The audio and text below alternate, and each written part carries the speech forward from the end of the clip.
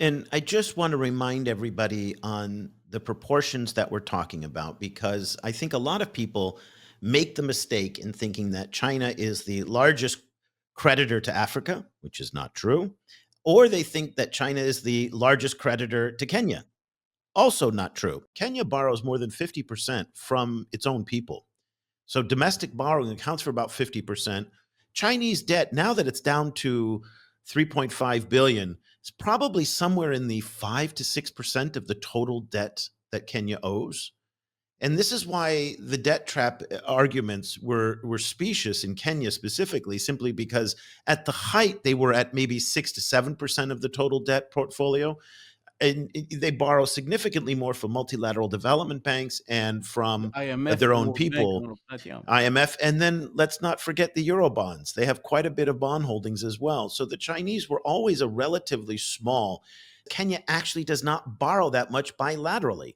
Kenya borrows domestically and from multilateral development banks and from euro bonds.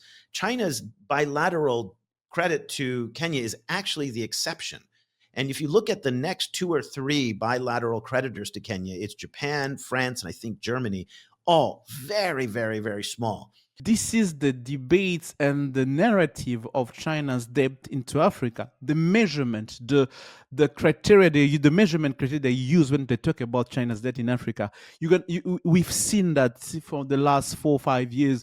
Most of the time, if not all the time, they always use the bilateral measurement to determine how China is big when they talk about Africa debt. But say no, you have to put that in a context of like the public debt of those countries and what the bilateral debt represent in the larger in the larger basket of that country's debt. And when you put it in that context, the numbers drastically drop. You go from like the 70% here, 50%. You go from like China is the largest, credit of African debt. And when you put it in the context, like, oh, actually, it's not that the case. And this is the part. I believe that it's intentionally misleading. That's why they use that measurement to kind of like, yes, yeah. I think it's intentional.